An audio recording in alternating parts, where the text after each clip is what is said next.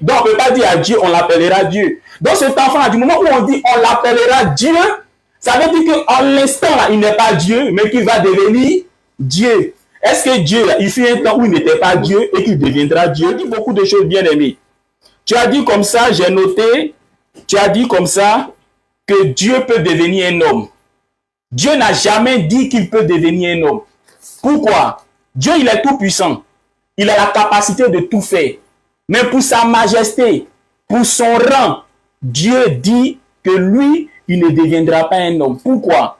Mon frère Diané, oui. Isaïe chapitre 29, le verset 16. Isaïe 29, 16, il est écrit ceci, et je fais la lecture avec Inch'Allah. Isaïe 29, verset 16, il est dit ceci. Quelle perversité est la vôtre?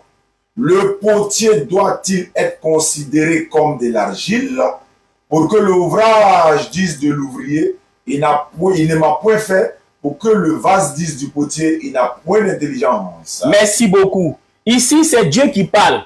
Dieu dit par le prophète Isaïe que le potier, c'est-à-dire celui qui façonne l'argile, ne peut pas être considéré comme de l'argile, ne peut pas être estimé comme de l'argile. Autrement dit, le potier ne peut pas devenir de l'argile. Pourquoi? Parce que s'il devient de l'argile, l'argile dira, tu ne m'as point fait. C'est comme toi, tu es un être humain, tu sors, tu croises un être humain dans la rue, et puis tu te dis, c'est moi qui t'ai créé. Est-ce que tu vas croire? Non. Pourquoi tu ne vas pas croire? Parce que lui qui te parle là, c'est un être humain comme toi. Dieu dit, en raison de ça, lui qui est le potier, le créateur, ne peut pas être estimé comme de l'argile, ne peut pas devenir de l'argile, sinon l'argile aura des raisons de dire, ce n'est pas toi qui m'as créé. Tu comprends? Façon Jésus baoulé là, il dit c'est lui qui a créé le monde là, et puis beaucoup se moquent de lui. Mais pourquoi on se moque de lui? Parce que c'est un être humain comme nous. Et puis il dit c'est lui qui a créé. C'est pour ça que Dieu dit en Isaïe 29, le verset 16, que le potier, le créateur, ne peut pas être sa créature. S'il devient sa créature dira, ce n'est pas toi qui m'as créé, puisqu'on est la même chose. Tu comprends bien, aimé? Qu'est-ce que tu as dit encore? J'ai noté, je vais prendre morceau par morceau. Tu as dit comme ça, on va dire, en Isaïe, chapitre 9, le verset 5, ce verset montre que Jésus-Christ est Dieu. Mon frère Diané, tu peux le relire et puis on va prendre ça de façon détaillée. Je suis à la page. Isaïe 9, 5, il a écrit ceci. Car un enfant nous est né, un fils nous est donné, et la domination reposera sur son épaule. On l'appellera admirable conseiller, Dieu puissant, Père éternel, prince de la paix. Sois béni, mon frère Diané. Ici, il a dit un enfant nous est né, c'est au présent. Autrement dit, pendant que le prophète Isaïe est en train de parler là, hein, l'enfant est déjà né. Il n'est pas dit un enfant sera né. Comme pour dire qu'on parle d'un enfant qui va naître. Mais on dit un enfant nous est né. Donc ici, là, pendant que la prophétie est écrite, elle est déjà en cours de réalisation. Tu vois un peu? Ça, c'est un point. Un deuxième point, on dit l'enfant là, on l'appellera. Et non que cet enfant est Dieu éternel. Tu vois un peu? On dit cet enfant là, on l'appellera. Et non qu'il est Dieu éternel. Je prends un exemple. Quand on dit l'enfant là, on l'appellera. C'est pour dire quoi? C'est plus tard qu'il va porter le nom. Mais est-ce que Dieu, on peut dire on l'appellera Dieu? Non, parce que Dieu, il est déjà Dieu. Donc, on ne peut pas dire à Dieu, on l'appellera Dieu. Donc, cet enfant, du moment où on dit on l'appellera Dieu, ça veut dire qu'en l'instant, là, il n'est pas Dieu, mais qu'il va devenir Dieu. Est-ce que Dieu, là, il fut un temps où il n'était pas Dieu et qu'il deviendra Dieu? Bien-aimé, il faut réfléchir. Je fais tout ça parce que je t'aime bien. Je veux dire, Allah t'aime bien.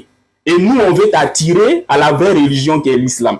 Tu vois, bien aimé. Tu as cité Colossiens chapitre 1, le verset 15 à 16. Mon frère Diané, tu vas lire d'abord le verset 15. On va prendre ça de façon détaillée pour qu'ils comprennent. Colossiens chapitre 1, le verset 15. Colossiens 1, 15, nous lisons ceci. Il est écrit. Il est l'image du Dieu invisible, le premier de toute la création. Sois béni, mon frère Diané. Ici, Paul dit aux chrétiens de Colosse que Jésus est l'image de Dieu. Il ne dit pas qu'il est Dieu, mais il est l'image de Dieu. En Genèse chapitre 1, le verset 26, quand Dieu voulait faire l'homme, il a dit quoi? Faisons l'homme à notre image. Donc ça veut dire que l'homme aussi est l'image de Dieu. Maintenant, si pour toi, image de Dieu veut dire Dieu, c'est que quand Dieu dit que l'homme est fait à son image, là, tu as dit quoi? L'homme aussi est Dieu. Non. C'est pour dire simplement que tout comme l'homme, si Jésus-Christ est appelé l'image de Dieu, c'est pour dire qu'il est une représentation de Dieu. C'est pour dire quoi? Il est une manifestation de Dieu. Tu comprends? Il est comme quelqu'un qui reflète Dieu. Amen. Mais Paul ne s'arrête pas là. Parce que l'homme aussi est appelé l'image de Dieu. Donc l'homme reflète Dieu. Tu comprends un peu? Tu as dit Amen, merci. Mais sache que l'homme aussi est appelé l'image de Dieu. Genèse chapitre 1, le verset 26. Dieu dit, faisons l'homme à notre image. Donc l'homme aussi reflète Dieu. L'homme aussi représente Dieu. Tout comme Jésus-Christ en Colossiens 1,15 est appelé aussi l'image de Dieu. C'est le même mot qui est utilisé. Tu vois, maintenant Paul dit quoi? Jésus qui est l'image de Dieu, il est le premier-né. Mais le premier-né de quoi? Le premier-né de toute la création. C'est comme toi. Je peux dire par exemple, tu es le premier-né des élèves de troisième. Donc tu es le premier-né de quoi? Des élèves de troisième. Donc ça veut dire que tu es un élève de troisième. Et parmi les élèves de troisième, tu es le premier-né. Donc quand Paul dit qu'il est le premier-né de toute la création, ça veut dire qu'il fait partie de la création. Autrement dit, Jésus-Christ est une créature. Mais il est disqualifié pour être Dieu. Même s'il est le premier-né parmi la création, mais du moment où il fait partie de la création, il ne peut plus être Dieu. Parce que la Bible dit quoi? Romains chapitre 1, le verset 25, on n'adore pas la créature, on adore le Créateur. Donc même si il est le premier-né, du moment où il est le premier-né parmi la création, il est une créature, du coup on ne doit pas l'adorer. Tu as pris Proverbe chapitre 8.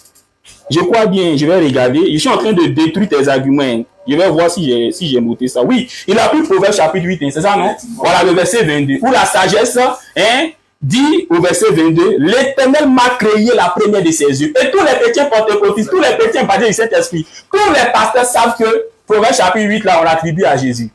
Mais le verset 22 dit quoi? Jésus parle en disant, l'Éternel m'a créé la première de ses yeux. Attends, ça clôt le débat. Il dit c'est l'Éternel qui l'a créé. Toi, tu peux faire adorer une créature de l'Éternel plutôt que d'adorer le Créateur. Bien aimé, faut réfléchir. Faut réfléchir. Apocalypse chapitre 4, le verset 11, on a lu. Au céleste, il a dit quoi? Tu es dit le Seigneur Dieu, parce que tu as créé toutes choses, de recevoir la gloire, l'honneur et l'admiration. Donc Dieu, là, on l'adore parce que c'est lui qui a créé toutes choses. On dit, il est dit, notre Seigneur est notre Dieu. Pour toi, comme ils ont dit Seigneur, tu as pensé que c'est le Seigneur Jésus. Non, non. Non, non. Pourquoi? Quand tu prends Matthieu chapitre 11, le verset 25, on dit Jésus tressaillit du Saint-Esprit en disant, je te loue Père, Seigneur du ciel et de la terre. Donc le Seigneur, là, Dieu, là, c'est le Seigneur du ciel et de la terre que Jésus-Christ lui-même a loué. 2 minutes. Tu comprends? Il a dit, je te loue Père, Seigneur du ciel et de la terre. En l'appelant Seigneur du ciel et de la terre, ça vous dit quoi? Tout ce qui est dans les cieux et sur la terre, c'est lui qui l'a créé. Dans la Bible, il y a plusieurs seigneurs. Dieu, que Jésus-Christ appelle Seigneur, est appelé Seigneur. Jésus lui-même aussi est appelé Seigneur. Quand tu prends Actes des Apôtres chapitre 2, Paul dit, c'est Jésus, Dieu l'a fait Seigneur. Autrement dit, Jésus-Christ n'a pas toujours été Seigneur, mais c'est lorsque Dieu l'a fait Seigneur qu'il est devenu Seigneur. Dis-moi, est-ce que Dieu, on peut le faire Seigneur? Non, Dieu, il est toujours Seigneur. Mais Jésus-Christ, qui est dit, c'est Dieu qui l'a fait Seigneur. Autrement dit, il n'a pas toujours été Seigneur, mais il est devenu Seigneur par la permission de Dieu. Dis-moi, un Dieu qui a fait Jésus Seigneur, et Dieu lui-même qui est Seigneur depuis toujours, entre les deux là, c'est qui on doit adorer. Tu vois, bien aimé, ce que j'ai dit au débat, clôt le débat.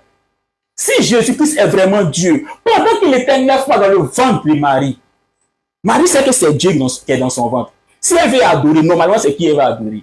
C'est l'enfant qui est dans son ventre là. Elle a accouché Jésus, non? Elle sait que c'est Dieu qui a accouché. Dieu est passé par elle pour venir sur la terre. Si elle veut adorer, c'est qui elle va adorer. C'est pas son enfant. Si le peuple d'Israël veut adorer, elle va dire quoi? Venez, venez, venez, voilà Dieu ici, je l'ai accouché, adorez-le. Mais la Bible dit quoi? Marie a pris Jésus, pour aller au temple pour adorer lorsqu'il avait 12 ans. Mais il est Dieu, non? Pourquoi elle ne peut encore pour aller au temple pour adorer? Bien aimé. Bien aimé. Bien aimé. Bien aimé. Il te donne encore la parole, donne tous tes arguments. On va prendre ça, Inch'Allah, morceau par morceau. J'arrive là-bas tout de suite. Je vais passer un communiqué.